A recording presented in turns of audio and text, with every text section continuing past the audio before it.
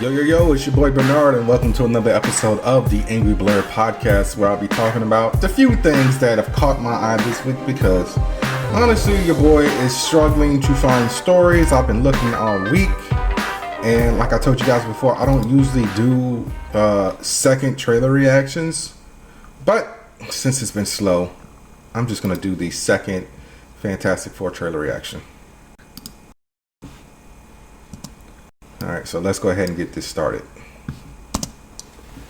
This is the final trailer. Around the world, please welcome the Fantastic The Ted Four. Gilbert Show. Mr. Fantastic, Invisible Woman, Human Torch, I love you, Johnny! and The Thing. Hey, what time is it? Say the thing. That's not really something I say. It's clobbering time. That's just in the cartoon. He's like, yeah, that's just for the cartoon. Okay, Never Johnny late for Sunday did the dinner. four. Let's eat. Hey, what time is it? It's dinner time. Get inside. Oh shit. I herald his beginning. I herald your end. I herald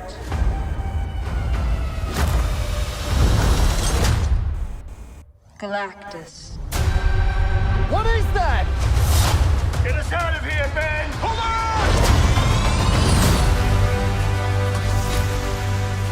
on! Are we safe? I don't know. The clock is ticking. Franklin. We are going to find a solution. We are going to make it right. You don't want to just crush him. I like that. I like the design of the The four of us Fantastic will Car face the now. danger. We It will was protect you. very isolating for a minute, but it's grown on me. Family. It's about connecting to something bigger than yourself. We'll face it together. As a family. They're ready to straight through family. Is that what we're going to do? Because okay, so it's each other. What time is it, Ben? No. What time is it, Ben? No, He's got a beard. I don't wanna. Say it! Say it, man. It's clobbering time.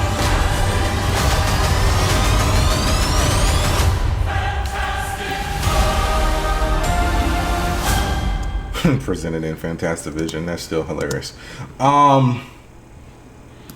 Yeah, I still don't think that Earth is gonna make it.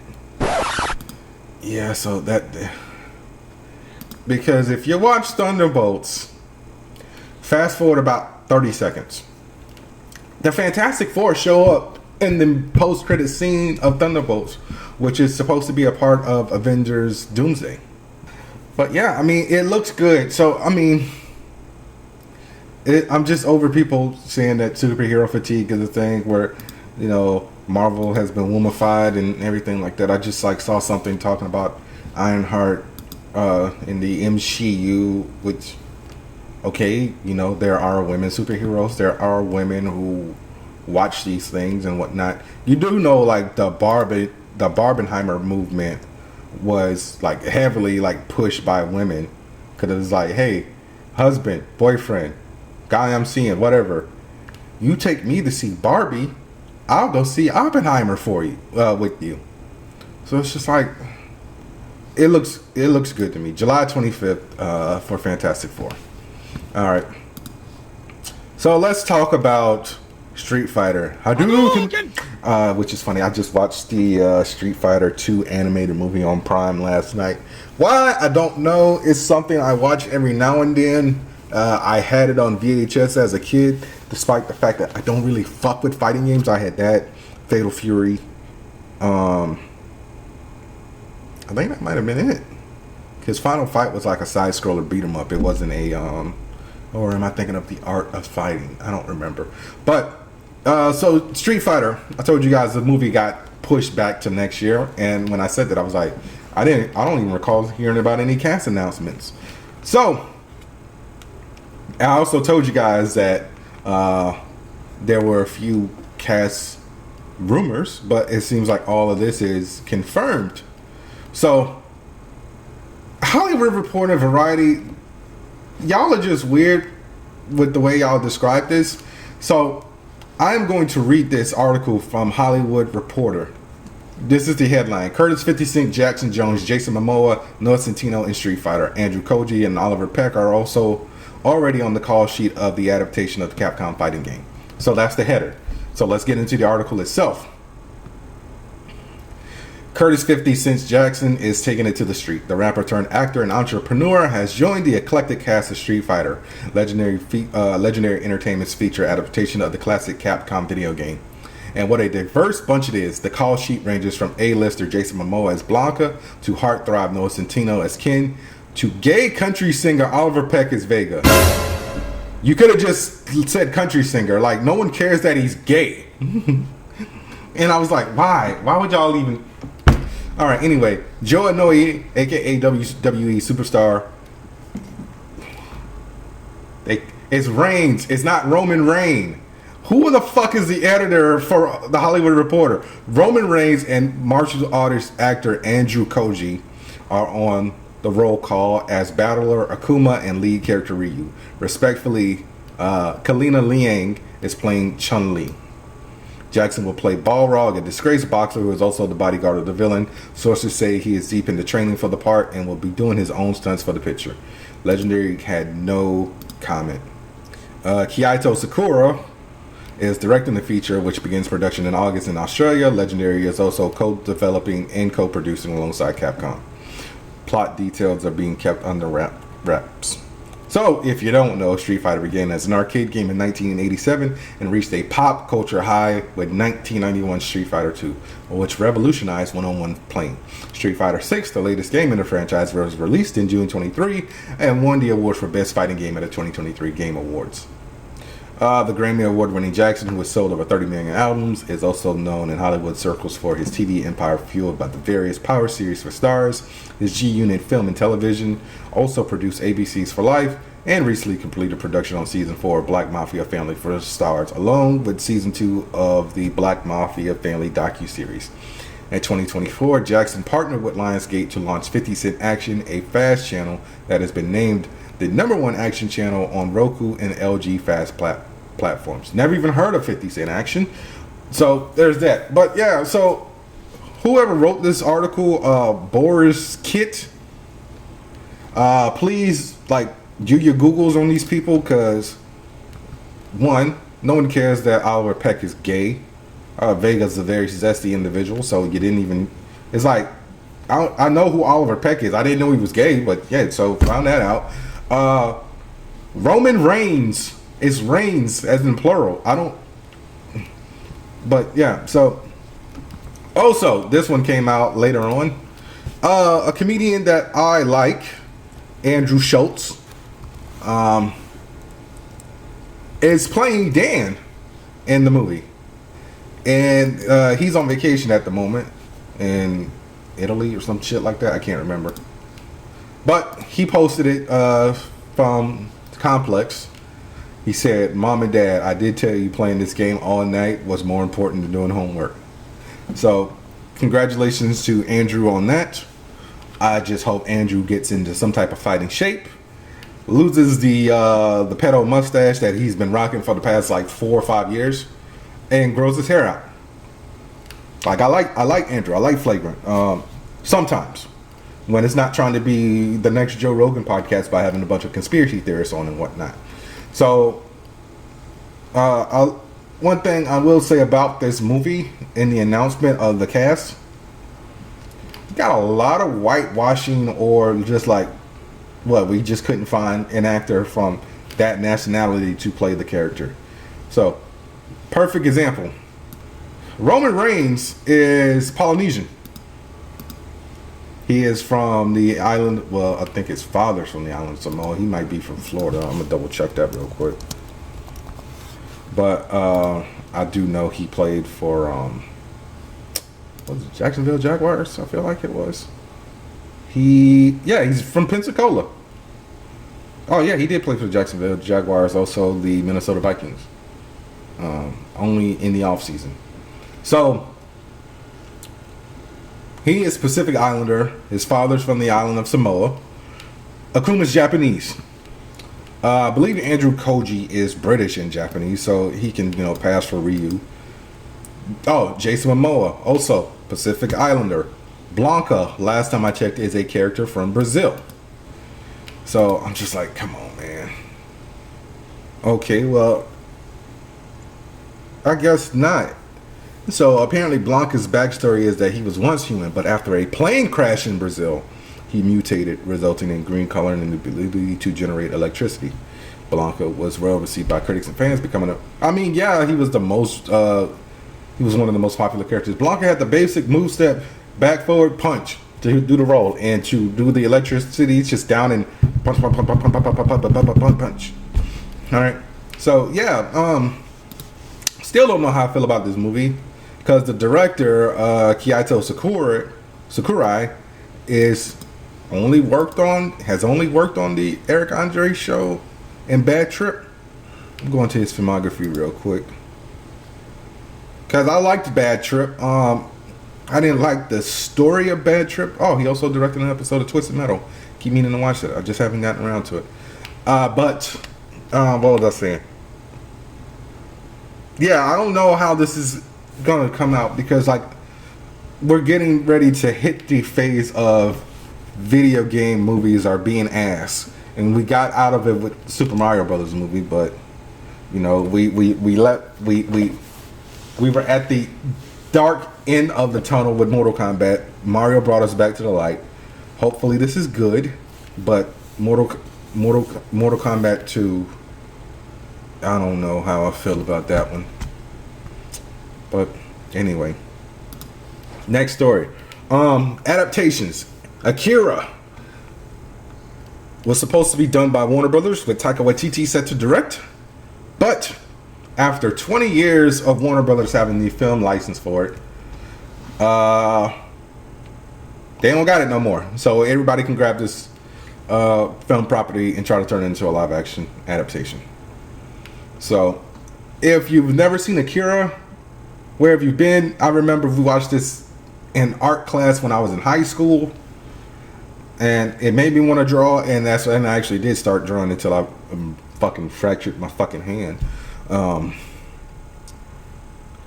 So yeah, this was it's usually the first anime that people see as kids. It's always between this and Dragon Ball Z, not even Dragon Ball. I've never seen an episode of Dragon Ball. I didn't even know Dragon Ball was a thing until later on in my life. Maybe when I was on the verge of sophomore year of high school. So yeah, there was a whole point of this movie facing all types of budget issues, whitewashing issues.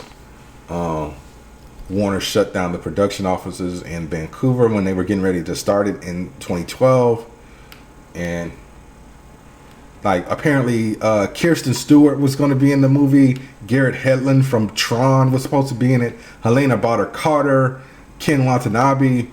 But then Taika Waititi came on board in 2017. He was going to write and direct it, and it went pretty far, and they were going to film it in California, and it was originally supposed to come out May 21st, 2021, but then they were like, nah, and then just a bunch of shit happened, and Taika Waititi got pulled in different directions. So then he ended up going to do Jojo Rabbit, directing an episode of The Mandalorian, and writing Thor: Love and Thunder. So yeah, it just fell apart pretty much everything in Hollywood. So if we ever get a live action Akira, who knows?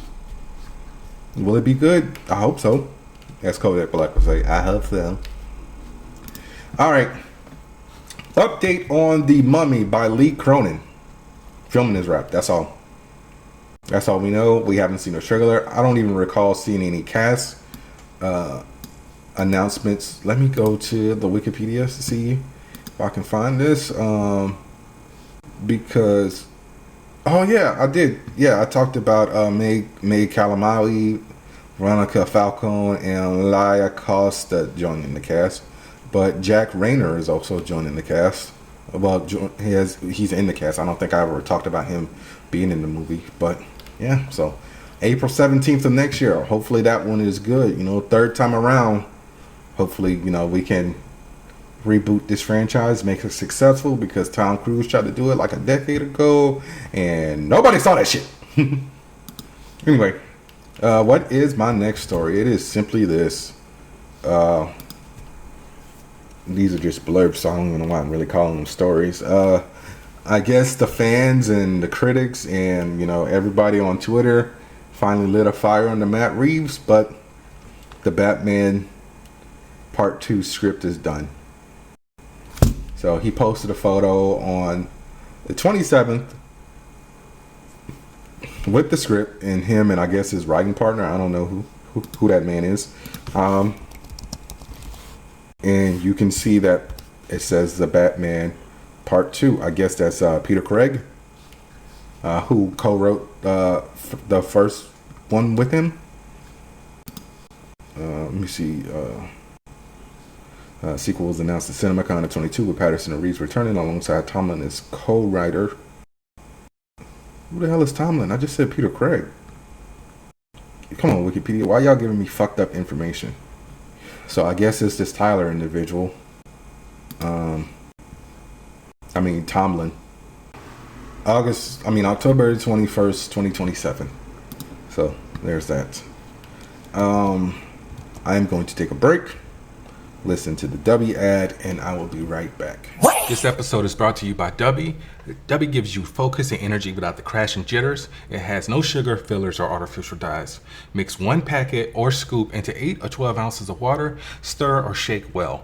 Some powderiness is normal, and it has all the important vitamins. So this has vitamin C, B3, B6, and B12. And it's made from coffee fruit extract. So drink it and go conquer a task, and go to Debbie.gg and use my promo code AngryBlerd10 at checkout to save 10% on your order. That's Debbie.gg with promo code AngryBlerd10. All right, I'm back.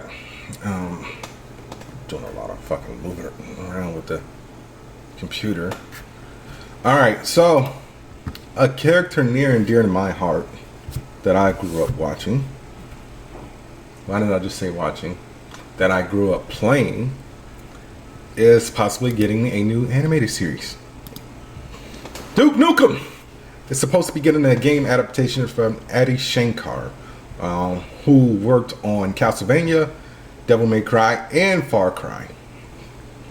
So he told Esquire magazine that he brought the rights to the shooter franchise. That he bought the rights to the shooter franchise. He probably won't get to it for a while, but he's got a second season of Devil May Cry to work on, plus adaptations of Assassin's Creed, PUBG, Hyper Lift Drifter, never even heard of that one, and who knows what else. And he said, it's a middle finger to everybody. When Duke blew up, a bunch of people sat around trying to turn it into a brand. It can't be made by a corporation, because the moment a corporation makes Duke Nukem, it's no longer Duke Nukem. I don't intend on having anyone tell me what to do with this one. So, for those of you who didn't play Duke Nukem, the original one was a 2D platformer released in 1991 by Apogee Software in 3D Realms. Then later, the installments transitioned from first-person to third-person shooters, but the game puts Duke in fights against aliens or the military. The last one that came out was Duke Nukem Forever, which was in 2011, which was done by Gearbox, who now owns the franchise. That one wasn't well received, but it seems like Duke Nukem's getting a resurgence, because apparently the creators of Cobra Kai are attached to work on a film. And I did not know this. I knew that there was originally supposed to be a film like 6-7 years ago, because I remember it was announced that John Cena was starring in a Duke Nukem movie, and I was like, I can see that, because any white boy with a buzz cut can play Duke Nukem, and John Cena has had a buzz cut for a majority of his career, and acting, wrestling, whatever. And he's a buff dude. Like, I I remember the first Duke Nukem game I played was Duke Nukem Time to Kill. It was like that was the first one where it transitioned into 3D. Third person, because technically Duke Nukem 3D is the first 3D game. But I eventually went back to play Duke Nukem. Was it 3D I played? Or was it it was either Duke Nukem or Duke Nukem 2, because I remember playing it on the computer. It definitely wasn't Duke Nukem 2, because I'm looking at that one right now. Nope. Okay, it might have been Duke Nukem 3D. What the fuck? Okay, it was Duke Nukem 3D, because I'm looking at it right now. So yeah, I actually played this one first. Then I played Time to Kill, because I had Time to Kill on the PlayStation, and we had Duke Nukem on the computer. But yeah, Time to Kill was good. I remember the adolescent brain. I remember the strip club out of everything, but the game was very fun. It was like the only first person game I could really like play until like GoldenEye. But I wonder if Addy is going to do another anime like he did with Devil May Cry or what. But I'm very excited for this because I remember I want to say it was like right before the pandemic. I was like, we ain't got no update on that fucking Duke Nukem movie. And this was obviously before I started the podcast, but yeah. So it would be good to see Duke Nukem go out there and kill some alien pigs and shit. So yeah, let's get to it. Alright. So a franchise that a lot of people stopped caring about, but want to complain about, despite the fact that they haven't watched it, just made me want to say, yo, if you don't watch the show, shut the fuck up forever. So the Simpsons had their season 36 finale last month, where Marge dies. Okay, and the episode was called "A Stranger Things." So it was like a flash forward episode, where basically Marge died. The family basically fell apart, and so the executive producer Matt Selman had to come out a month later and say that, yo, the show has no canon, okay? There are a few consistencies, but there is no traditional canon to this show like every sitcom. There's a loose floating timeline, and we've had numerous flash forward episodes over the years, some of which contradict each other. So it's like there's no constant narrative of the show. Like, only like, I was talking to Samir actually before I recorded this, because he asked me about it. I'm like, why the fuck do you care? You don't even watch the show. Okay, like I could probably count on one hand like the number of people who have died and have stayed dead. So Maud Flanders, Hans Moleman, Bleeding Gums Murphy, Edna Krabappel, and he had to remind me of Frank Grimes. But then I was like, Frank Grimes don't technically count because he was only in one episode. I'm talking about people who were consistently in the series. So yeah, it's just like, now y'all care about the Simpsons. That might be the episode title, because I have been struggling to come up with titles over the past 2 weeks. But yeah, I was like, come on, man, y'all don't care. It's just like, oh my god, they killed Marge. I need to watch this episode. And for those of you who have been complaining about the Simpsons having so many episodes, it's network TV, which is standard 22, 24 episodes, because they have to cover at least half a year. They just reduced the episode count to, I believe, 17.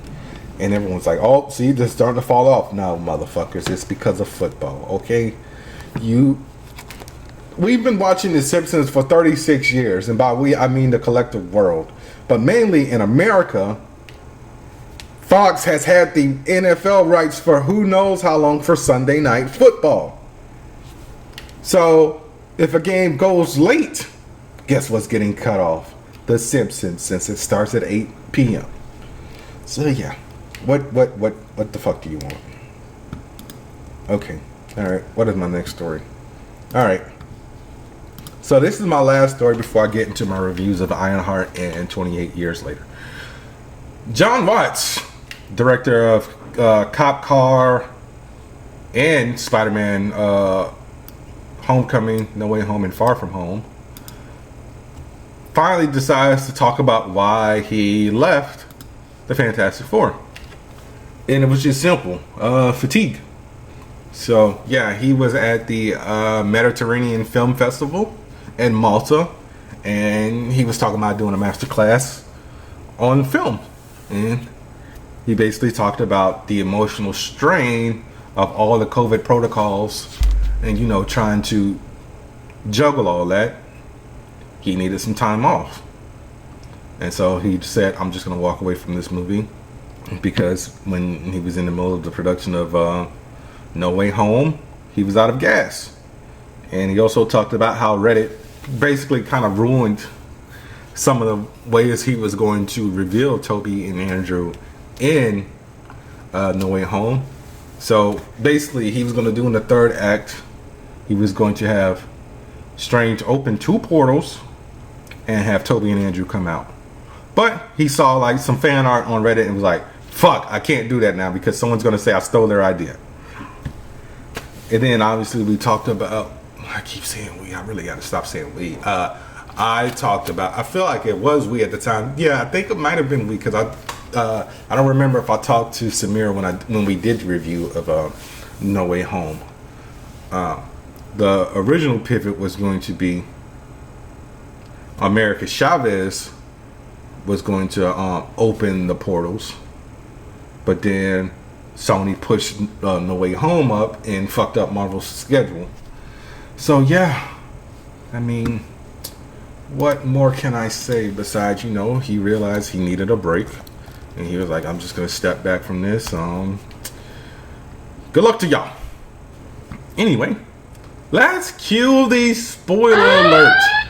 I am going to talk about the first 3 episodes of Ironheart, which was created by Chinika Hodge, executive produced by Ryan Coogler, stars Dominic Thorne, Lyric Ross, Manny Montana, Matthew L.M., Angie White, Jim Rash, Eric Andre, Cree Summer, Sonia Dennis, Shea Coulee, Zoe Terex, Shakira Barrera, Anthony Ramos, and Alden Ehrenreich. So, general premise of the show: following the events of Black Panther Wakanda Forever, MIT student Riri Williams returns home to Chicago, where she becomes entangled with an enigmatic Parker Robbins, aka the Hood, discovering secrets that pit technology against magic and setting her on a path of danger and adventure. So, I'm going to talk about episode 1, Take Me Home, directed by Sam Bailey, written by Chinika Hodge. Riri requests an extension on her grant at MIT, but she is denied because she was selling homework to students, which was basically plagiarism, for money. So Riri is getting ready to be expelled. She has the guards take her to her lab to collect her belongings. You find out that she actually built a suit of armor, and she uses the AI from MIT to pilot it, but due to the fact that she got expelled halfway to flying home to Chicago, hence the reason why this episode is called Take Me Home, the AI gives out and she crashes. She goes home. Her mom kind of gives her the third degree about what happened, but then her friend of her, the brother of her friend, Natalie Xavier, tells her that, you know, she needs to be serious about, you know, getting out the hood and, you know, using your brain to make something better. And she and Xavier are buying parts so she can build a new armor, but she ain't got no money. A dude named John shows up, pays for the parts because they need a tech. So he gives her a card, tells her, hey, my cousin is looking for somebody like you. They test her by trapping her in an elevator filled with gas. Riri initially declines to join Parker's gang, But he gave her a shit ton of money, and Riri and her mom are kind of conflicted over the death of her stepfather and her friend Natalie. And so Riri slams the door, and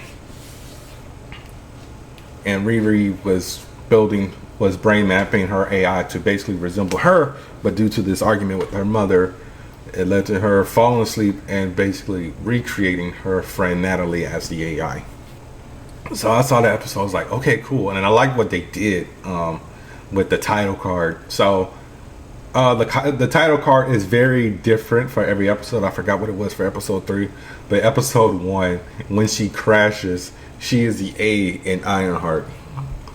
And then episode 2, with the real Natalie Stand Up, Please Stand Up, directed by Sam Bailey and written by Mallory Howard. It is just a street sign in Chicago. All right. So Parker, Riri goes to Parker's hideout where they start planning their next heist, and they are targeting Tunnel, which is basically a it's kind of like the Hyperloop, but it takes your car and sends it through a subway tunnel. Parker tells Riri that they're going to need her armor, which isn't done, but she said she'll have it done by the time the heist is planned. So Riri heads to Evanston, Illinois to seek out Joe McGillicuddy, who is a black market arms dealer, and suggests that she names her AI Natalie, since they kind of basically talked about what she did. The AI starts to resemble her friend Natalie, not only in looks but as far as character goes. Joe shares the same type of belief that Riri does, that technology can benefit humanity. So Riri gets a bunch of weapons from Joe, and the heist goes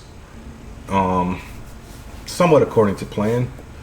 After Riri locked Natalie out of the suit and just put it in manual mode, but Natalie hacks the suit and gets back in, which causes Riri to lose a flash drive that she needed to do her part of the heist. And so they basically had to pivot, while Parker blackmailed Sheila Zarat into hiring Parker's gang to prevent further damage to the tunnel system. And Riri pops up after the heist is completed, and she is confronted by a security guard who points a gun in her face, and she freezes up, and she can't move because Natalie's controlling the suit. But at this point, Natalie is also frozen up. So Parker shoots the guard in the tunnel. They get away. They go back to the hideout. So after that, Riri goes to a Saba concert with with Xavier. When Natalie was booted out of the armor, she projected herself onto Riri's mother's projector, and due to the grief of still losing her friend, her stepfather Gary, her mother asks, "Can you make an AI of Gary?" And Riri's like, "Unfortunately, I can't." After that, Joe finally gets a backbone, because when we first get introduced to Joe, his neighbor's dog is taking a crap on his yard, and she's like, "Oh well, he can't go in our yard. He just got fertilized, and your lawn is so great. It's great for his paws or whatnot." So it happens again, and Joe basically snaps and chops up her flowers. All right. So episode 3, We in Danger, Girl, directed by Sam Bailey, written by Francesca Gales and Jacqueline Gales. Getting ready for the next heist. You find out that Clown, who is actually one of the, I believe she's the hacker of the gang. She goes into Parker's room and takes the hood, but John basically loses it. And it's like, "Yo, don't touch the fucking hood, okay? Don't go in his room, don't touch the hood. You got a job, just do that, okay?" Anyway, they plan the next heist for a company named Heirloom, which is a biotech company whose innovations are harming small farmers. Riri starts to question the morality of the heist, but Parker insists that greatness demands morally great decisions. All right. Meanwhile, Natalie is not happy with Riri for working with Parker in the game and urges her to update the suit so it no longer restricts her access. Somewhere between these 3 episodes, well, after episode 1, Stuart, who is played by Eric Andre, is murdered. So Riri is trying to call him, try to find out where he at, because I guess he ain't part of the game no more. Riri gets suspicious of Parker, and she visits Joe, who reveals himself to be none other than Zeke Stain, who is the son of Obadiah Stane after Riri accidentally grabs his ashes. Zeke also shows up to Riri's house with a bunch of blueprints. He's like, nah, you're gonna help me make all this shit, blah, blah, blah, blah. He was also experimenting on himself, so he is injured. And he warns Riri about repeating the same mistakes that Obadiah made. And don't get too power hungry and everything like that. But he also gives her a sample of the biomesh skin that he made to hide enhancements. So during the heist, Natalie is piloting the suit, and Riri is basically following Parker around so she can get a sample of the hood. And Parker is in a negotiation with the Heirloom CEO, Hunter Manchin. And he also has like a tech detection system that goes off when Riri's cutter is detected and triggers a gas purge system. So Parker ends up killing Mason, and the rest of the gang is being gassed in various greenhouses.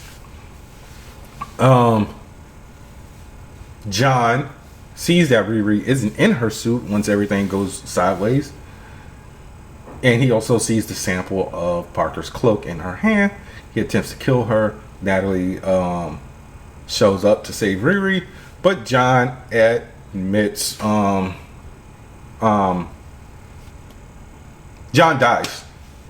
But she also lost Riri also lost the biomesh that Zeke gave her. And John also revealed that he killed Stuart, so Riri just left him to die. And Riri tells Parker that John's dead, and Parker starts having hallucinations about John, and also kind of sees the silhouette of Riri's armor, and that's it. So I like the episode so far. I just had an issue with some of the dialogue. Like, there's a part in the episode where Natalie says to Riri, "Houseway." I haven't heard anyone say "houseway" in a number of years. The "We in Danger" girl is also a reference to Ghost, which came out in the 80s, and I don't think someone of Riri's age or the age Natalie was, so let's say between 16 and 19, watched Ghost. I mean, that's a possibility, but I mean, meme culture, so it's still a possibility that it could still be used in like the internet lexicon, but like I haven't heard anyone actually say the words "houseway" or "We in Danger" in a number of years. But yeah, so far I like the first 3 episodes.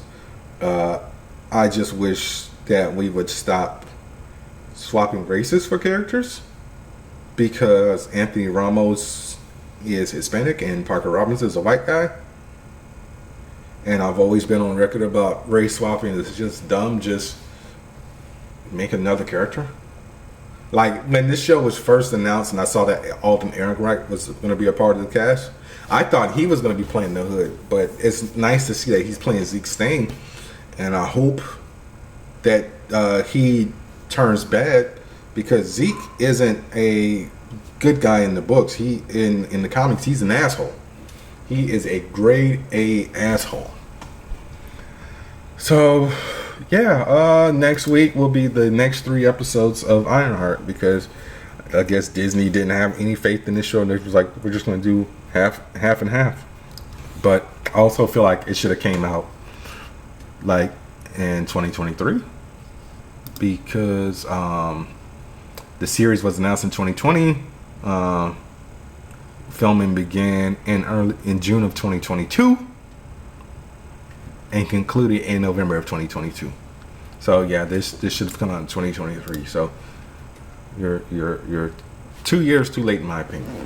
But anyway, I'm going to talk about 28 Years Later, which is directed by Danny Boyle and Alex Garland, reuniting from the first movie, 28 Days Later. Stars Jodie Comer, Aaron Taylor Johnson, Alfie Williams, and Ralph Fiennes.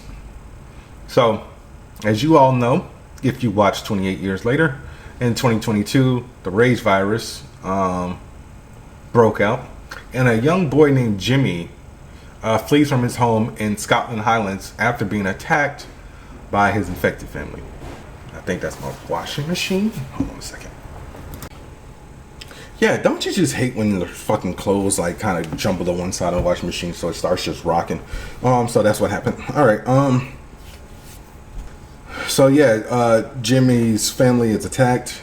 He goes to his father, who is a priest in Scotland, who says that this is the day of judgment. He gives Jimmy his cross, and just basically tells him to keep believing. He gets infected. Jimmy escapes. So now, 28 years later, after the second outbreak, which was in 28 weeks later, the rage virus has been eradicated from continental Europe, while the British Isles remain in indefinite quarantine. So there is actually a survival colony. They live in Lindsfarne, which is also known as Holy Island, which is a tidal island connected by a fortified causeway. Among them is Jamie, who is a scavenger with his wife Isla, who has an unknown illness, and their 12-year-old son Spike. So Jamie takes Spike to the mainland for the coming-of-age ritual of taking out some infected. All right. They usually do this at age 14, but they give Spike the full rundown of what happened. So you are free to go beyond the land, but if something happens to you, we will not go and look for you if you don't come back. So Jamie and Spike go to the mainland. They find an infected named Jimmy, who is in a dilapidated cottage. And then they encounter a pack of infected led by an alpha, who is about like 8 feet tall. He sends his hordes after them. They don't make it back to their island, so they have to stay in the cottage in the attic overnight. But then eventually they're like, we'll return in the morning. But the cabin actually collapses, and they get out just in time, like right before sunrise. And so they're going to try to make it back to the island. Meanwhile, the Alpha is chasing after them. They alert the watchtower, and the watchtower kills the Alpha. Jamie decides to sprinkle some extra sauce on Spike's trek out into the mainland for the first time. He says like Spike killed like 30 infected, and and so on and so forth. Spike is drinking. His father's drinking. The whole colony is drinking. But Jamie goes off with another girl from the mainland named Rosie, and starts to, kiss the lips. Well, both sets of lips. But while they were on the mainland, they saw a fire, and Spike asks the teacher of the island about it, and he's like, "Oh, that fire's probably Kelson, who was basically a reclusive, who everyone in the village fears, who was a doctor." So Spike asks his father about it, and he's like, "Look, we saw this guy one day. He had a bunch of skulls, and he was like covered in blood, and he just waved at us, and we just freaked out and we ran." So Spike starts a fire in the village to basically use that as a cover to take his mother to Dr. Kelson. They trek through the mainland and end up sleeping overnight in a church, where an infected almost kills Spike because he falls asleep on watch duty. But his mother kills the infected.